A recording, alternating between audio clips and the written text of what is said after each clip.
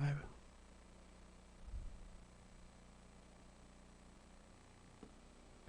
good morning, everyone.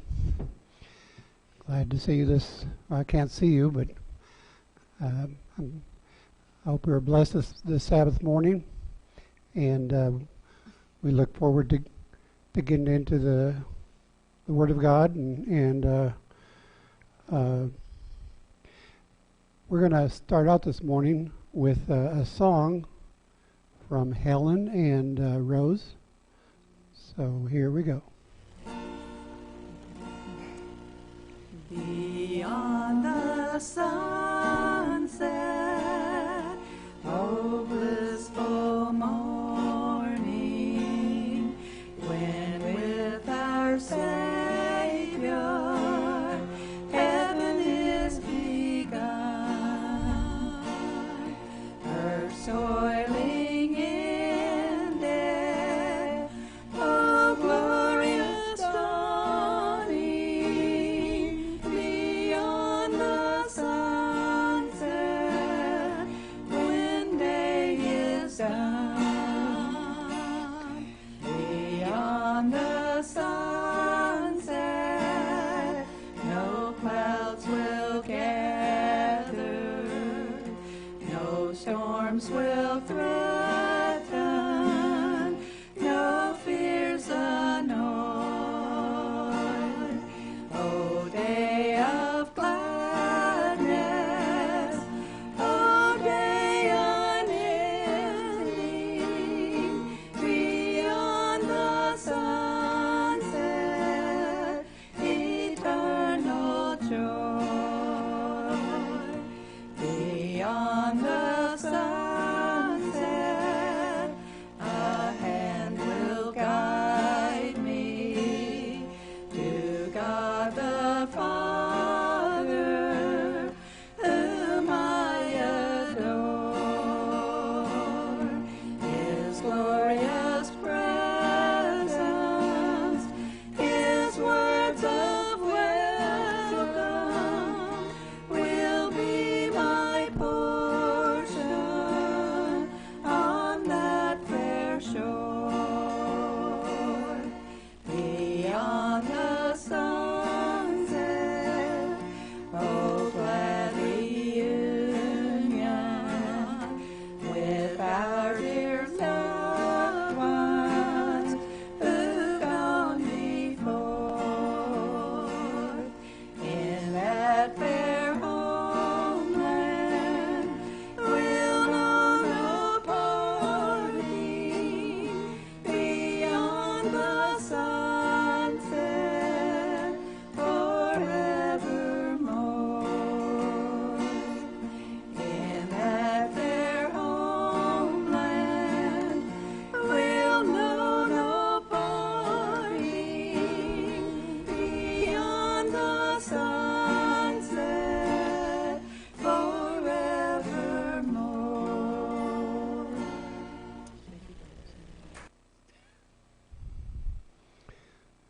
Okay. We're thankful that we have those recordings that we can go back and fetch. It's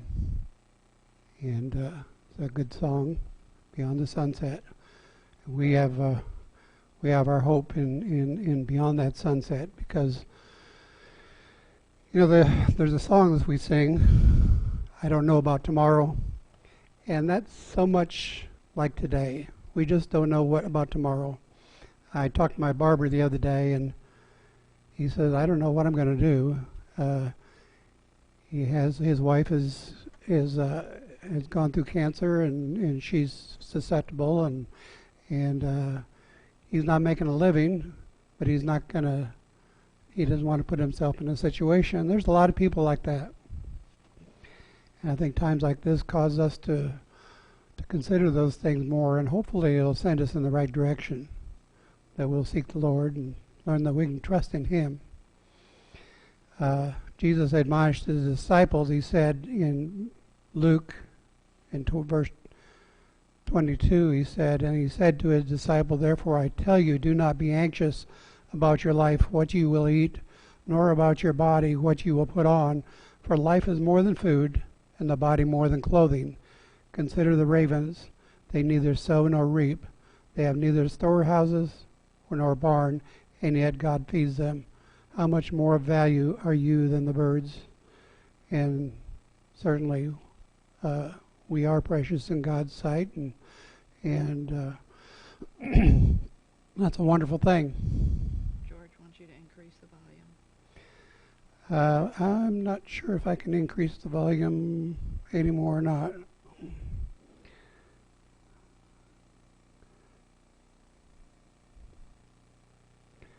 See, this one doesn't have a gain on it. Okay, well I maybe need to just speak up a little more. Okay, and you know, with that song in mind, I was thinking about the announcements. What do we have? We don't know when this is going to end. We don't know when we're going to be able to get back together and fellowship together. This is, I guess, the best we can do for right now. But I think we're in one mind and one spirit, and I guess it makes us more dependent on God's blessings. So we've got one prayer request this morning I want to share with you, and then we'll have a word of prayer. Liz Springer mentioned her cousin, 31 years. She's 31, has pneumonia. She was hospitalized, and now she's home. And but the doctor is monitoring it at home every 4 hours. And the mother now has pneumonia, and the wife and baby are recovering. So this family is really struggling. They ask for our prayers. And of course, we need to pray for not just the folks around us, but the whole nation and the whole world. This is probably something that I don't know. You know, the whole world is enduring, and so we need to pray for that. Not everybody reacts the right way, the way that pleases God, and we just pray that God's people have peace wherever they are, and those that are seeking Him. So let's go to prayer at this time. Heavenly Father, Lord, we're thankful, Lord, that we can still have peace in our lives as we rest in the hope of your Son and His coming. We just pray that you would comfort all those who are ill, especially the ones mentioned of Liz's family and cousin and their family, and just touch that family. Help them to be well. Help them to be blessed by you, and make them stronger. We thank you for your love. Just pray, Lord, that you would be with the leaders as they work out some of the details and the problems, and that you would guide them. We just pray for the people of the world, Lord, that we don't know what's happening as far as in your great plan, if this is part of the last plagues or just what is going on. I know that even the disciples didn't know when Jesus came, but our faith remains strong, and we just our joy is still there, and will be there as long as we have faith in you. We thank you for your love and for your Son. In His name we pray. Amen. So we're going to get into the study. We left off with Luke chapter 22, and 53 is where we ended. So let's turn over to 53, starting with 54. And I'll go ahead and read through verse 71.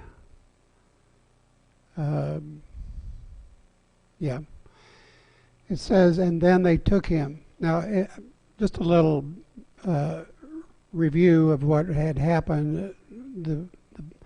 The the scribes and Pharisees, the scribes and the chief priests were plotting to kill Jesus, and and then we know that he had taken the Lord's Supper, the Passover, and then instituted the Lord's Supper. We call it a Lord's Supper.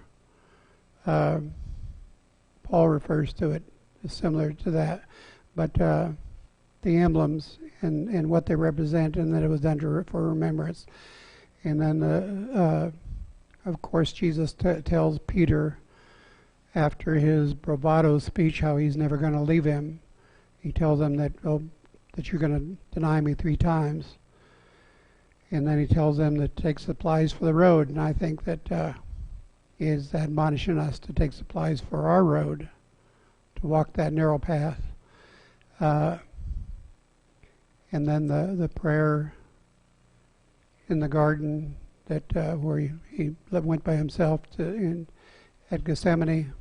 And then, of course, we have the betrayal and the arrest.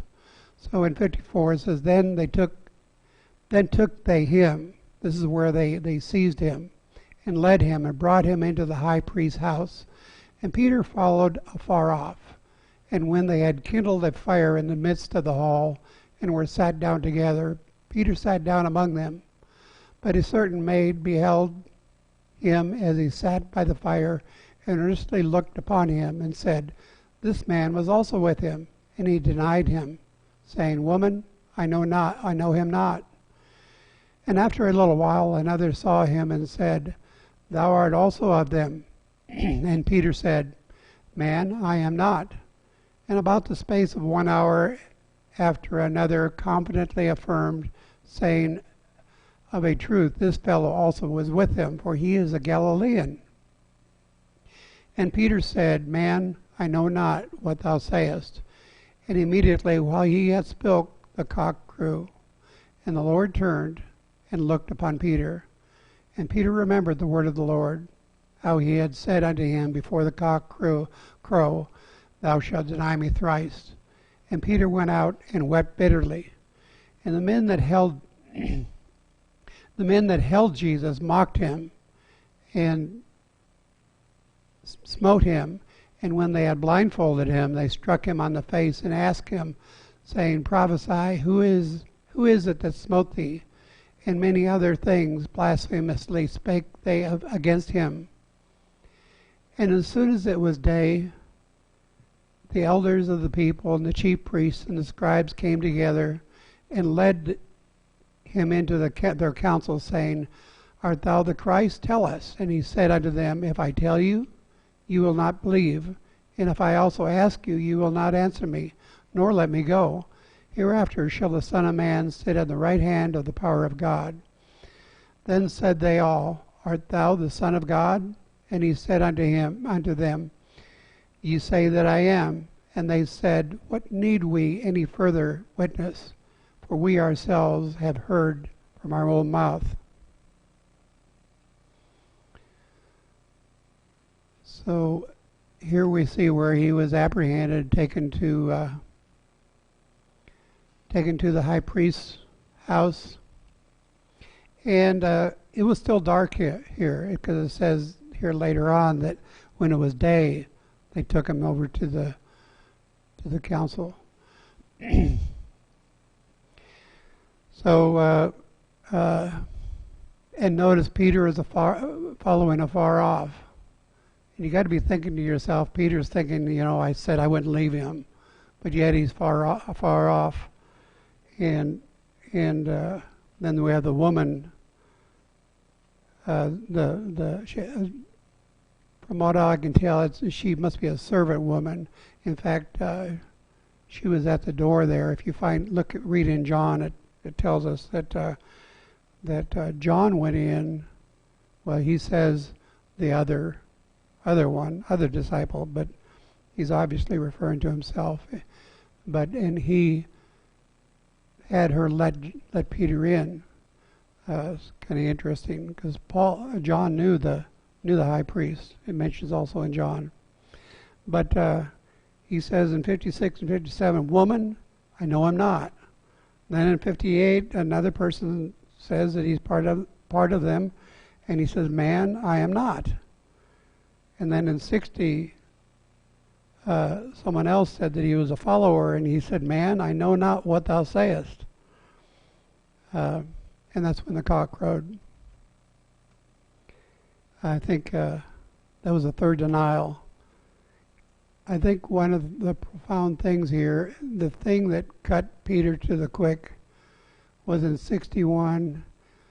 As soon as the cock crew, Jesus says the Lord turned and looked upon Peter, and then says Peter remembered, and he went out and wept bitterly.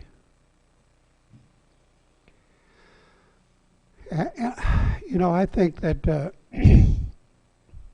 we can relate to that because, you know, sometimes we have good intentions and we're going to do this, we're going to do that, and then we're somehow reminded, whether it's through the scripture or something that we didn't do what we said we were going to do because the weakness of the flesh. And, you know, Peter was tempted there to deny him, and he did.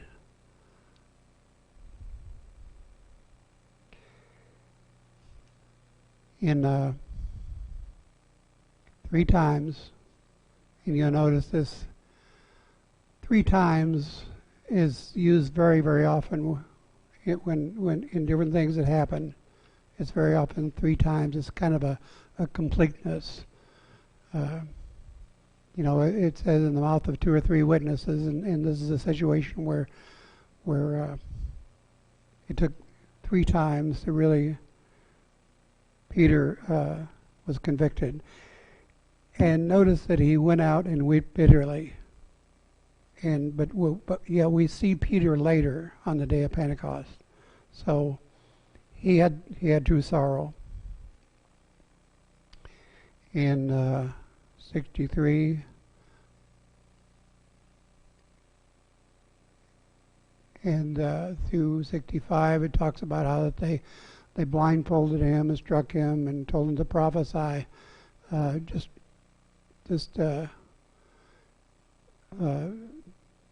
You know, they're cruel to him, and they hated him. In 67, they're seeking for evidence to incriminate him. It says, as soon as it was day, the elders and the people, the chief priests and the scribes came together and led them into their council. So obviously they had to, if you remember, they have gone from the Passover meal and went across the ravine there over to the Mount of Olives, and then they were taken back after they were seized and taken back over here. So there's been no sleeping time in between there. They've been up all this time, and you know, this is a time that can be done easily because it's a full moon. You know, the Passover was on the Passover meal was on the 14th of Nisan or Abib, and we know that the beginning of the month started on the 1st. So by the 14th, you have a full moon. So it was easy to go about at night without carrying lights, and it wasn't that dark.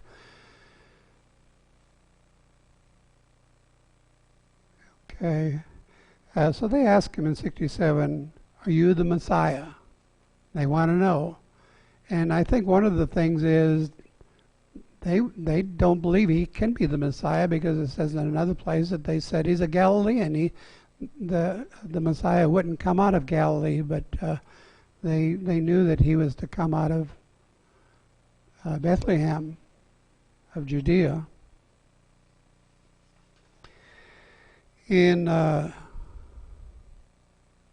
69, he repeats this. "Heretofore shall the Son of Man be set at the right hand of the Father." This is where he tells them that, And of course, we know that after 40 days during his ascension, that's where he went, and is there still today that he's sitting at. And this is also found in the scriptures and prophecy that he would sit at right. In fact, that talks about Psalms 110. I believe it's the first verse. And he will sit at the right hand. And then in verse 70, they again ask him, "Are you the Son of God?" Because in their mind, if you're the Son of God, that means you're God. And that's blasphemy to say that you're a God. I mean, the Jews were, in their own way, they were idolatrous. They had made an idols out of God's name. They had made idols out of the Sabbath.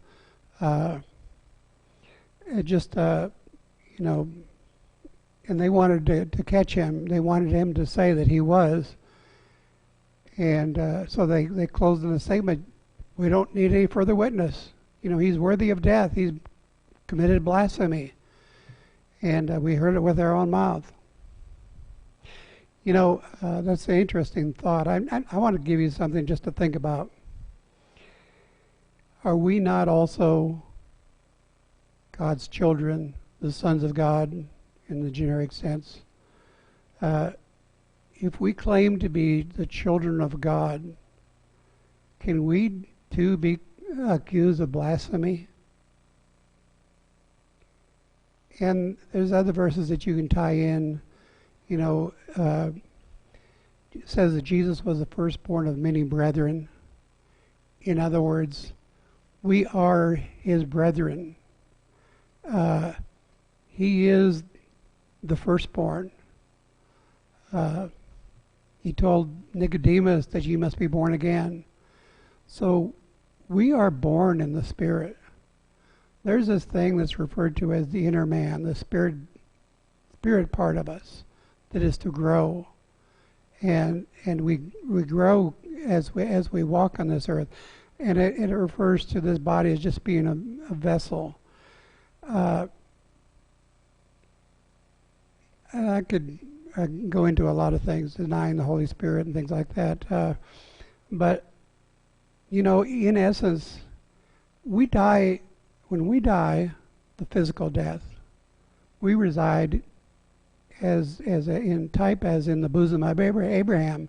Also, you might say that we are in the bosom of Jesus because it's through Jesus' salvation that we're kept. We're kept in the Lamb books of life, waiting for the resurrection. Just something to think about. I know there's a whole argument. The religious theologians, philosopher theologians, will tell you that Jesus is the same substance of the Father. Well, to me, that's just mind games. If you're talking about substance is something you can put in a petri dish or on a scale to weigh or something like that. I don't know how you weigh something like that, but if God is a spirit and Jesus is born of the Spirit through Mary, and he dies and sits at the right hand of the Father, what substance is he? And we, our inner man, the part that will last forever, as long as we have faith during this life, what is it? What is it made out of? Okay, I'll let you meditate on that. And then verse 71, I commented already, is the final verse of final proof that he should die because of blasphemy. So let's go ahead and read the first 12 verses. It says, "And the whole multitude of them arose and led him unto Pilate. And they began to accuse him, saying, We found this fellow perverting the nation and forbidding to give tribute to Caesar, saying that he himself is Christ a king. And Pilate asked him, saying, Art thou the king of the Jews? And he answered him and said, Thou sayest it. Then said Pilate to the chief priests and to the people, I find no fault with this man. And they were the more fierce, saying, He stirred up the people, teaching throughout all Jewry, beginning from Galilee to this place. When Pilate heard of Galilee, he asked whether the man was a Galilean. And as soon as he knew that he belonged unto Herod's jurisdiction, he sent him to Herod, who himself also was at Jerusalem, and at that time. And when Herod saw Jesus, he was exceedingly glad, for he was desirous to see him for a long season, because he had heard many things of him, and he hoped to have seen some miracles done by him. Then he questioned with him in many words, but he answered him nothing. And the chief priests and the scribes stood and vehemently accused him. And Herod with his men of war sat him at naught, and mocked him, and arrayed him in a gorgeous robe, and sent him to Pilate. And the same day Pilate and Herod were made friends together, for before they were at enmity with themselves. So we see here that in the first verse, it's the whole multitude. It is this crowd that had been incited to they accused him of all these different things. So they had this big crowd that wanted him crucified, and it was a mob that was going on here. You can incite a mob to do things that are just not right. That's why we have civil government to control people's irrational behavior when it comes to these things.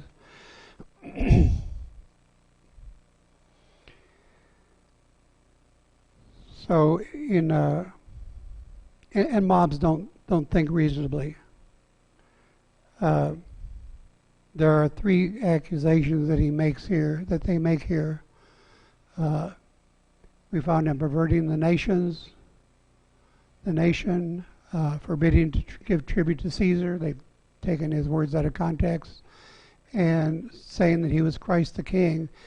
They were trying to bring things that they thought Pilate would find offensive, such as being concerning himself a king.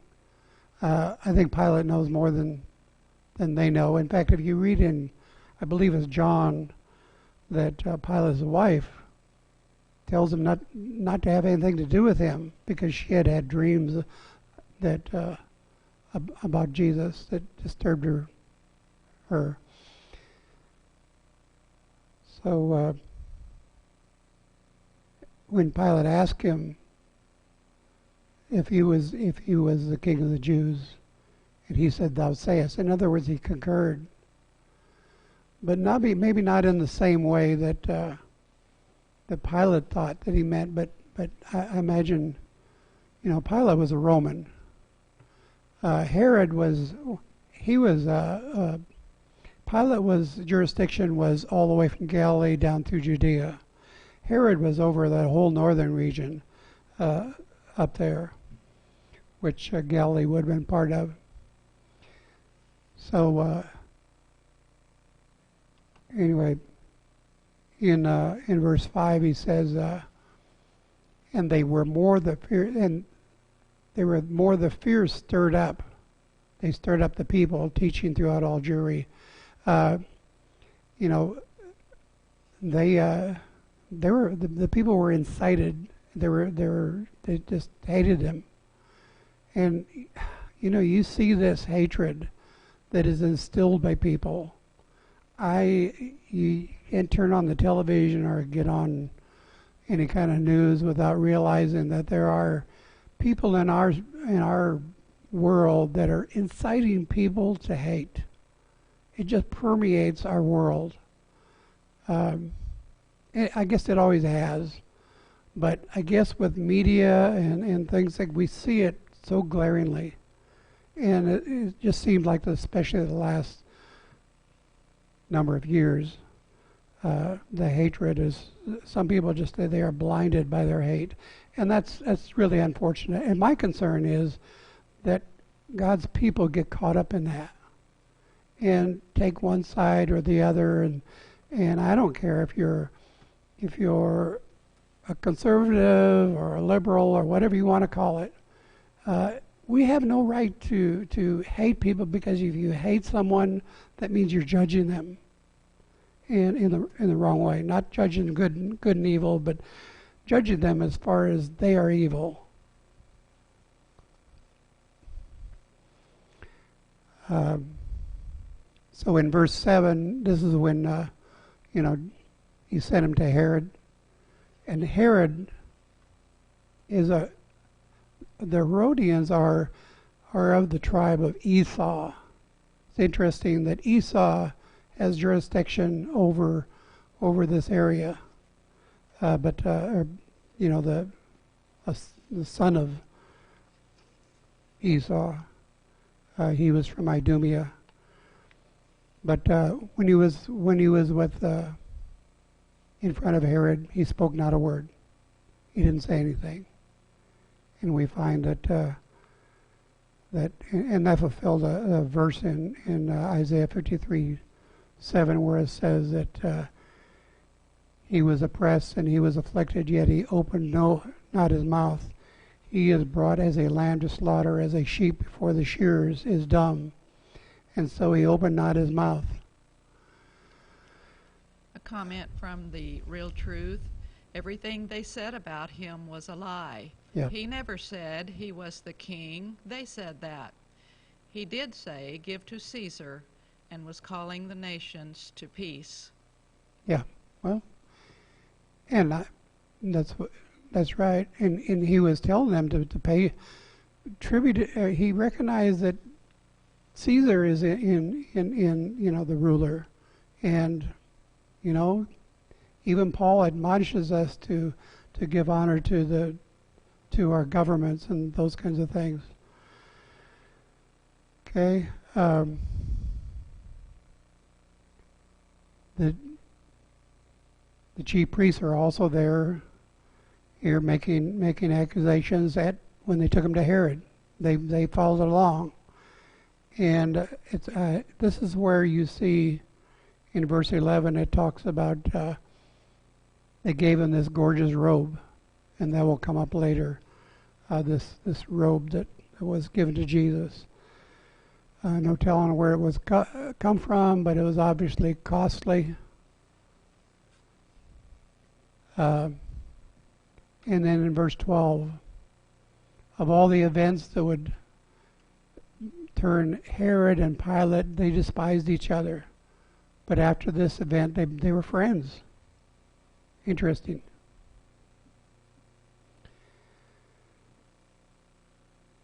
Okay, Pilate,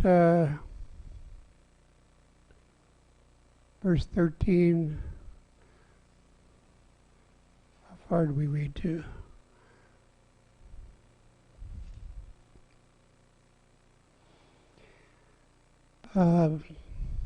Okay, we'll read through 36. In verse 13 it says, "And Pilate, when he had called together the chief priests and the rulers and the people, said unto them, Ye have brought this man unto me as one that perverteth the people, and behold, I have examined him before you, and have found no fault in this man, touching those things which ye accuse him.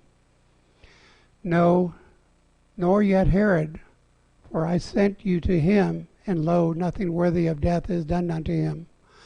I will therefore chastise him and release him. For of necessity he must release one of them to the feast, at the feast. And they cried out all at once, saying, Away with this man, and release unto us Barabbas, who for a certain sedition made in the city, and for murder was cast into prison. Pilate, therefore, willing to release Jesus, spoke again to them. But they cried, saying, Crucify him, crucify him.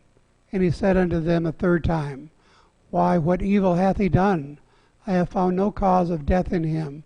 I will therefore chastise him, and let him go.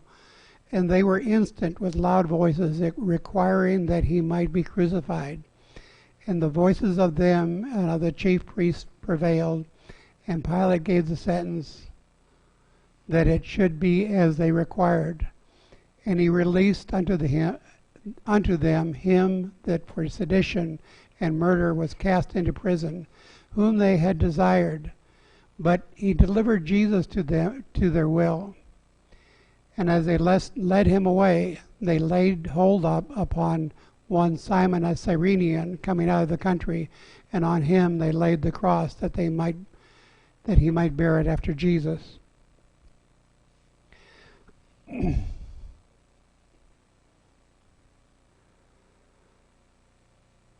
Okay, so it says up here that Pilate and Herod had both determined that Jesus was innocent. And, 3 times Pilate had told them that, he needs to let them go, that he's not innocent. Innocent? That he's not guilty, yeah. This is talked about in Acts 3:13. It says, "The God of Abraham and of Isaac and of Jacob, the God of our fathers, has glorified his Son Jesus, whom ye delivered up and denied him in the presence of Pilate. When he was determined to let him go, yet he denied the Holy One and the just, and desired a murderer to be granted unto you, and killed the Prince of Peace, Prince of Life, whom God hath raised from the dead, wherefore we are witnesses." The interesting fact here is that Pilate and Herod said he wasn't guilty. So that puts the onus on the people. They did it to please the people. So these people that brought him to him are even more guilty.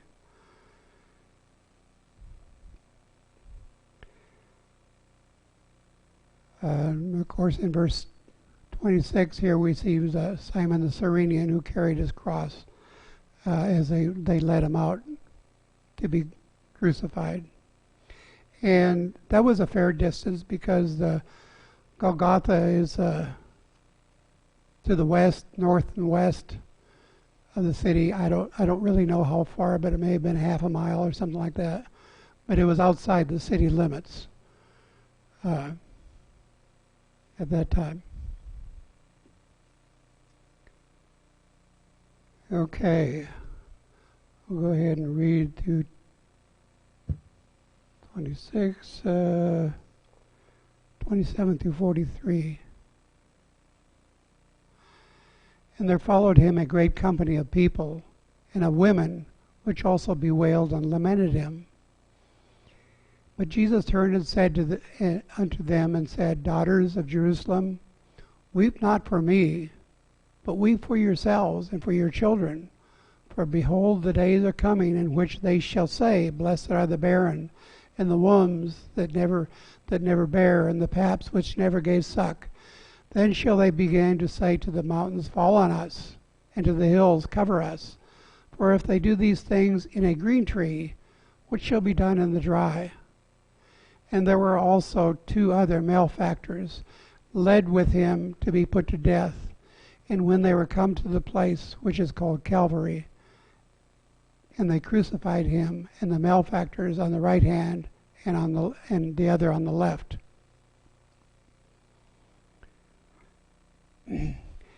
Then said Jesus, Father, forgive them, for they know not what they do. And they parted his raiment, and cast lots. And the people stood beholding, and the rulers also with them, derided him, saying, He saved others, let him save himself.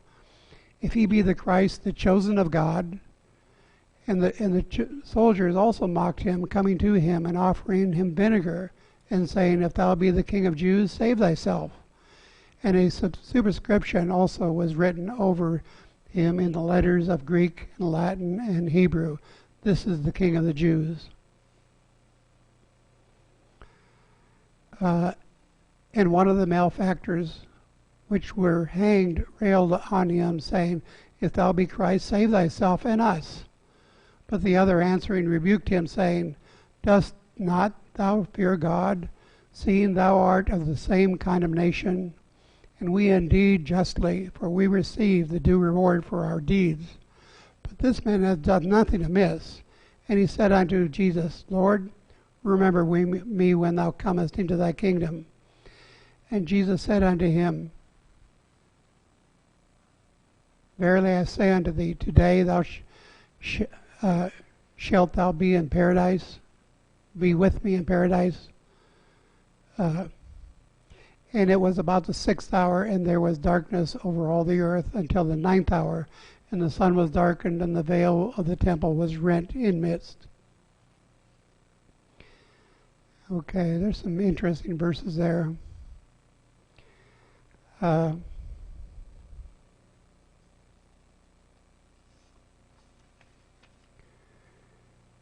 In the opening here, of course, we see that this great company of people that bewailed him and lamented him. But Jesus, turning unto them, obviously he was able to move his head, said, Daughters of Jerusalem, weep not for me, but weep for yourselves and for your children. For the days are coming in which they shall be blessed, shall say, blessed are the barren, and the wombs that never bear, and the paps that never gave suck. Then shall they say to the mountains, fall on us and cover us. We've heard these verses before, and it's always before a great calamity. For if they do these things in a green tree, what shall be done in the dry? That's the interesting statement. So he's saying that if they're doing this, what they're doing right now, he's comparing himself with the green tree. And he is alluding to what happens when the Romans come in and destroy them. And I want to, let me read this verse that kind of backs this up, Isaiah 53, 1 and 2. Speaking, that's a prophecy about Jesus. It says, Who hath believed our report, and to whom has the arm of the Lord been revealed? For he shall grow up before him as a tender plant, and as the root out of dry ground. So in this symbolism here, that it talks about Jesus as being a tender plant, green. And of course, Jesus was a young man, 32, 33 years old, in his prime of life. And he was innocent. So I believe what he's saying here is if they'll do this to me, what are they going to do when the Romans come? And I want to read some words from Josephus. It's a little bit lengthy, but I think this topic, because this is prophesied different times, and it comes up. A comment has come from the 4321 group.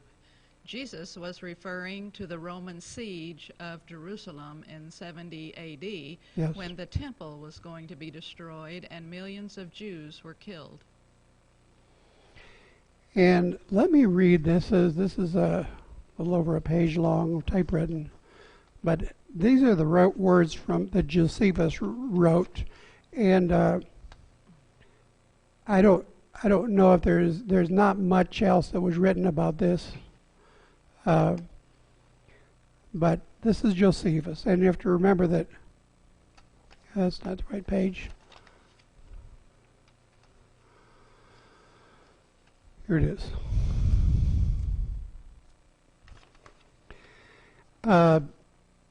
This is about 70 AD and what happened.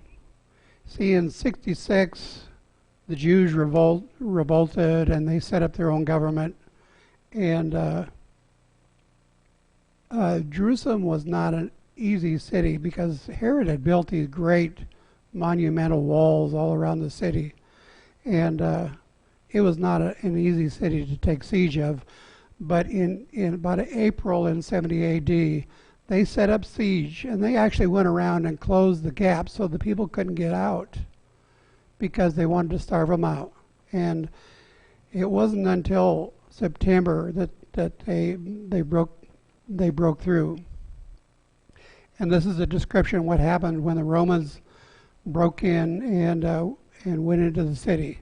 See, these soldiers had been out there for 6 months, and they had learned to hate the Jews. They despised them. And this is Josephus' account. It says the rebels shortly after attacked the Romans again, and a clash followed between guards of the sanctuary and the troop that were putting out the fire inside the inner court. The latter routed the Jews and followed in hot pursuit right up to the temple itself. Then one of the soldiers, without awaiting any orders and with no dread of so momentous a deed, but urged on by some supernatural force, snatched a blazing piece of wood and climbed on another soldier's back, hurled the flaming brand with a low golden window that gave access on the north side to the rooms that surrounded the sanctuary. As the flames shot up, the Jews let out a shout of dismay that matched the tragedy. They flocked to the rescue, and with no thought of sparing their lives or husbanding their strength for the sacred structure that had been constantly guarded with such devotion, was vanishing before their very eyes. No exhortation or threat could now restrain the impetuosity of the legions, for passion was in supreme command. Crowded together around the entrances, many were trampled down by their companions. Others stumbled on the smoldering and smoke-filled ruins of the porticos, died as orders, but urged the men in front to throw in more firebrands. The rebels were powerless to help. Carnage and flight spread throughout. Most of the slain were peaceful citizens, weak and unarmed, and this is happening during the Passover time. So thousands and thousands of people were there. They say over 1 million, Josephus says over 1 million people died. Most of the slain were peaceful citizens, weak and unarmed, and they were butchered where they were caught.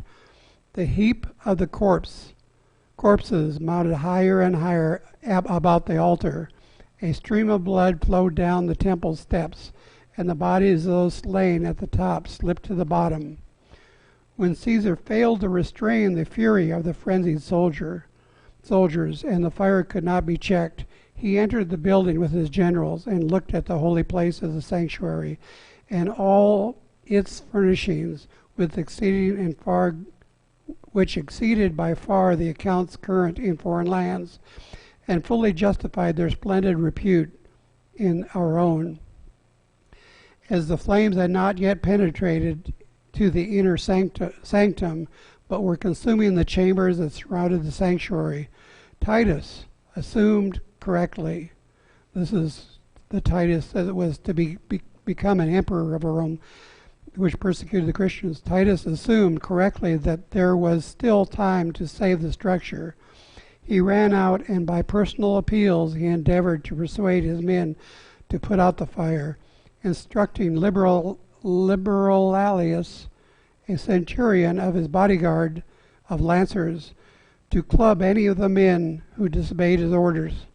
But their respect for Caesar and their fear of the centurion's staff, who was trying to check them before, were overpowered by their rage, their detestation of the Jews, and an utterly uncontrolled lust for battle. Most of them were spurred on, moreover, by the expectation of loot, convinced that the interior was full of money, and dazzled by observing that everything around them was made of gold. But they were forestalled by one of those who had entered into the building, and who, when Caesar dashed out to restrain the troops, pushed a firebrand in the darkness into the hinges of the gate, and then, when the flames suddenly shot up from the interior, Caesar and his generals withdrew, and no one was left to prevent those outside from kindling the blaze. Thus, in defiance of Caesar's wishes, the temple was on fire. While the temple was ablaze, the attackers plundered it, and countless people were caught by them, were slaughtered. There was no pity for age, no regard was accorded rank. Children and old men, laymen and priests alike were butchered. Every class was pursued and crushed in the grip of war, whether they cried out for mercy or offered resistance. Through the roar of the flames streaming far and wide, the groans of the falling victims were heard. Such was the height of the hill and the magnitude of the blazing pile that the entire city seemed to be ablaze, and the noise, nothing more deafening and frightening, could be imagined. There were cries of the Roman legions as they swept onward in mass, and the yells of the rebels, encircled by fire and sword, and the panic of the people who cut off above, fled into the arms of the enemies, and their shrieks as they met their fate. The cries on the hill blended with those of the multitude in the city below, and now many people were exhausted and tongue-tied as a result of hunger. When they beheld the temple on fire, found strength once more to lament and wail.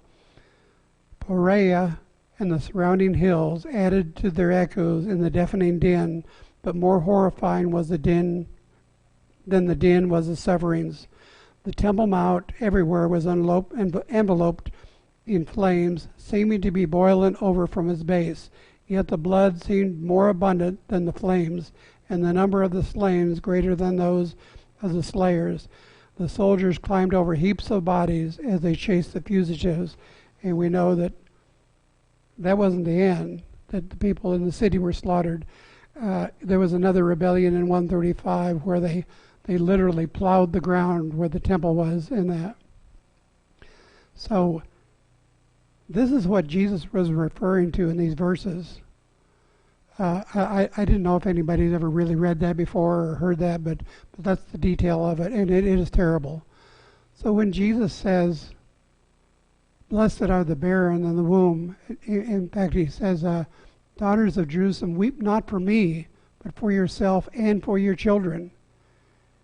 And we see in Josephus' account that there was mercy on no one. They were all just slaughtered wholesale. Terrible thing. But, it was the judgment of God.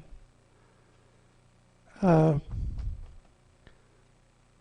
Jesus was totally innocent, yet the children of Israel, had gone so far astray that they brought this judgment on themselves. It's sad. But all judgment is sad. And this should really sober people to realize that, there are consequences of choosing your own lifestyle and not serving a God that is compassion, that protects us from these kinds of things and promises a future. After 70 AD, the Christians had, from what I understand, had pretty much left the city. So I noticed that Jesus says in verse 34, "Father, forgive them, for they know not what they do." I guess he knew, that this mob was enraged because they had been incited to be enraged. Even the Roman soldiers were caught up in it. So in verse 34, it talks, the last part that says, "They parted his raiment and cast lots." Well, this is further explained in some of the other Gospels, where they saw this garment that was a costly garment, and they decided not to cut it up, to divide it, but to cast lots for it. In other words, whoever got the lot, they got the garment. And there's all kinds of folklore that goes along with that. But that's a fulfillment of Psalms 22:18. It says, "And they parted my garment among them and cast lots for my vesture." I don't know how many garments he had or what all he had to wear, but it was cool weather. We know that they were building a fire earlier. So I imagine he had enough clothing to cover their whole body. That was what people's wearing. It reminds me of the weather we've had recently. It's been cold the last 3-4 days. It froze last night, and even in Palestine, obviously, it gets cool enough at night that they have to build fires at times. And of course, the weather's always changing. But Pilate's inscription, "This is the King of the Jews," that's what it's talking about in 38. And then it talks about the thieves on the cross. Now, 39 through 43 is, here we are, the malefactors or the thieves that were crucified with Jesus, the one on the right and one on the left. Luke is the only one that gives this account of what they said to him on the cross. There is and I tried to find it last night. I couldn't find it, but there is a prophecy where they too railed against him in prophecy. There is nothing that says about how that in verse let's see, 39 to 43, where it talks about them. The one is repentant, and I think a lot of people say, they wonder if that isn't a question. When Jesus says, "Verily I say unto thee, shalt thou be with me today, shalt thou be with me in paradise." And we know that today was, it was not the Sabbath. It wasn't that Jesus was taken down after 3 o'clock in the afternoon and wrapped and put in the tomb and that. So he couldn't have meant literally, and we know that Jesus was dead 3 days and 3 nights. Completely 3 days and 3 nights in a tomb. So he wasn't with them. So to me that there's a question mark. And if you read the account from the other accounts in the gospel, they say nothing of this.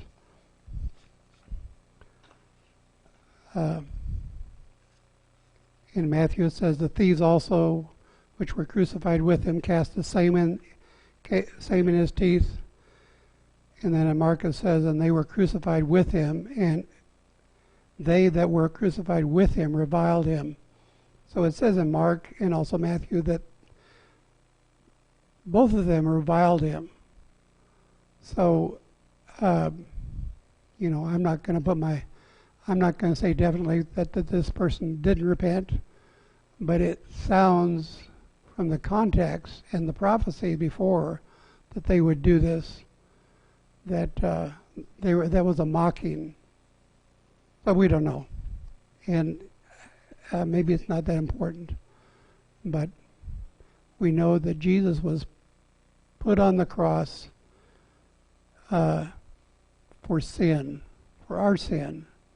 And that the symbolism of him being put on the cross between two thieves, malefactors, was displayed that he was crucified. He was convicted among thieves, and so there he was on the cross for nothing he had done, but for the sins of the world. So I guess we're running out of time here. So we'll get into next week. We'll get into the rest of this story and what happens after it, because it's a big deal. It should be so important for us. And as this story folds out, I know there are movies made of some of these things, like The Passion of Christ.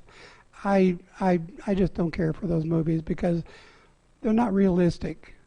They are designed to instill emotionalism instead of realism. They are loose with the facts, and I have no desire to go see those types of movies. But anyway, God God bless you as you meditate on these things. Pray that you would hold fast, keep the faith, and especially if you're reading these things and you realize that this man, this Son of God, suffered for us. He willingly went to the cross and didn't even speak up for himself because he knew what his mission was. He knew that he was destined to do this. But he was raised again in 3 days and 3 nights to eternal life. But he went through this death for us. And, you know, we all have choices in life, who we want to follow. You'll see that there were the crowd that was there, but there were certain ones that were stood afar back, especially the women, and that. And anyway, this leads up to the greatest moment, the most important moment of mankind. It is what sealed our place in the Lamb's Book of Life. That's not saying that those that came before didn't, because if Jesus did not die on the cross, Adam would have been lost. And Adam and everybody else. Okay. We're going to close with a song. And it's going to be Nina again. So God bless you till we meet again.